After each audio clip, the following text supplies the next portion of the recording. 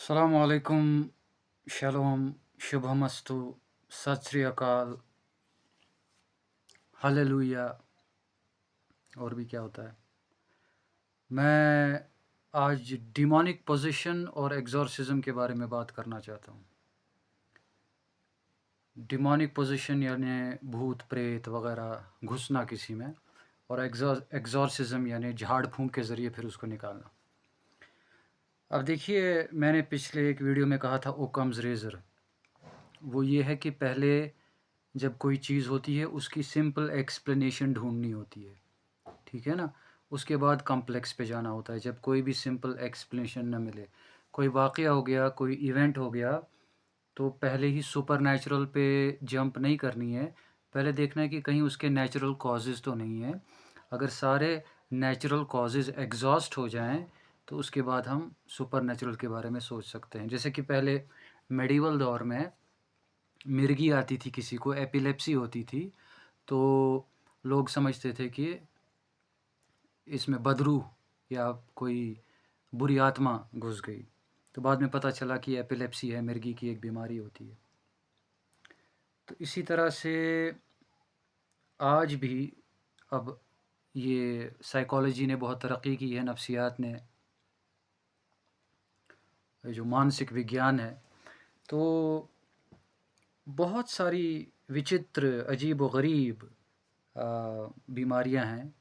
एक तो anxiety, depression वगैरह, फिर सिक्सोफ्रेनिया, बॉर्डरलाइन पर्सनालिटी डिसऑर्डर, फिर मल्टीपल पर्सनालिटी डिसऑर्डर, फिर हिस्टीरिया, और अजीब व गरीब बीमारियां हैं जो पहले लोग समझते थे कि ये तो कुछ भूतिया हो रहा है, लेकिन आज उनके लिए दवाइयाँ हैं, एंटी साइकोटिक्स हैं वगैरह वगैरह, एंटी डिप्रेसेंट्स हैं, एंग्जियोलिटिक्स हैं, तो जिससे कि स्टेबल हो जाते हैं फिर लोग अ, बहुत हद तक।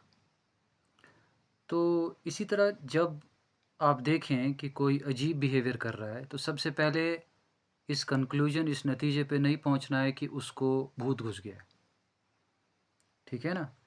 पहले साइकोलॉजिकल ट्रीटमेंट करनी है, क्लिनिकल क्लिनिकल साइकोलॉजी और या थेरेपी करनी है। फिर एज अ लास्ट रिजॉर्ट कुछ नहीं ठीक हो रहा, तो फिर साइकेट्रिक मेडिसिन वगैरह वो देना है, जिससे इंसान क्योर तो नहीं होता, लेकिन सिम्टम्स सप्रेस हो जाते हैं और स्टेबल हो जाता है इंसान, फंक्शन फंक्शन कर पाता है।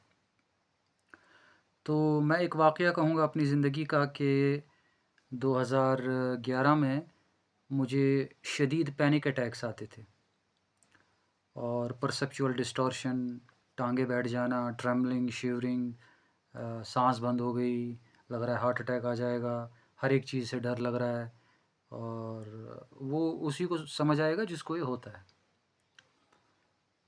तो कई दिन तक ऐसा हुआ, तो मैंने स्पिरिचुअली इसको ठीक करने की कोशिश की, तो नहीं हुआ। उसके बाद मेरी जो माँ है उसने किसी पीर गुरु वगैरह के पास मुझे लिया। तो उस पीर ने क्या किया, उस सेंट कह लो, गुरु कह लो, पीर कह लो, तो उसने कहा कि भैया आपको जिन सता रहे हैं, ठीक है ना, भूत प्रेत जो हैं वो आपको उनका साया है आप पे। अब आ गई नहीं है सजेशन, पहले से ही वल्नरेबल है बंदा। तो फिर उन्होंने क्या कहा कि ये मंत्र, ये वजीफ़ा पढ़ो। और फिर जब मैं गया, वजीफ़ा पढ़ने लगा, मंत्र पढ़ने लगा, तो मुझे ख़्याल आया कि मुझे तो भूत प्रेत का साया है, और मुझे ये जिन भूत प्रेत रोक रहे हैं ये मंत्र, पवित्र मंत्र पढ़ने से, पाक ज़िक्र करने से। तो मुझे इतना ज़बरदस्त पैनिक अटैक आया कि उतना कभी नहीं आया था, टांगें बैठ गई, पैरालाइज़ हो गई। बाद में मेरा जो रीज़न है, जो मानसिक शक्ति है, वो गालिब आ गई, वो ओवर पावर हो गई, और मैंने सोचा कि भैया ये पता है मुझे कि ये पैनिक अटैक है, डॉक्टर्स ने कहा है, और मेरे जो कुछ दोस्त थे डॉक्टर, मैंने पढ़ा भी इंटरनेट से, ये यार ये पैनिक अटैक होता है। तो ये उसने मुझे सजेशन दिए, मैं वल्नरेबल हूँ। तो मैंने हिम्मत जुटाई और बहुत सारी गालियाँ दी उस आदमी को जिसने मुझे ये कहा था। तो फिर वो पैनिक बहुत हद तक कम हो गया। तो इसी तरह से जब झाड़ फूँक कराते हैं, या मैंने ऐसा भी देखा है कि कई कल्चर्स में, जो कि जायज़ भी नहीं होता रिलीजन में, है ना ठीक? जैसे इस्लाम में कोई मर्द जो है वो औरत के ऐसे, पराई औरत के ऐसे बाल खींचे ऐसे ऐसे ऐसे ऐसे, वो जायज़ है क्या? लेकिन मैंने देखा है कि पीर आए एक दिन और कहा कि इस पे भूत का साया, बाल पकड़े और ऐसे ऐसे ऐसे खींच रहे थे, और ऐसे भी देखा मैंने मार रहे थे। तो भैया ये सब क्या हो रहा है?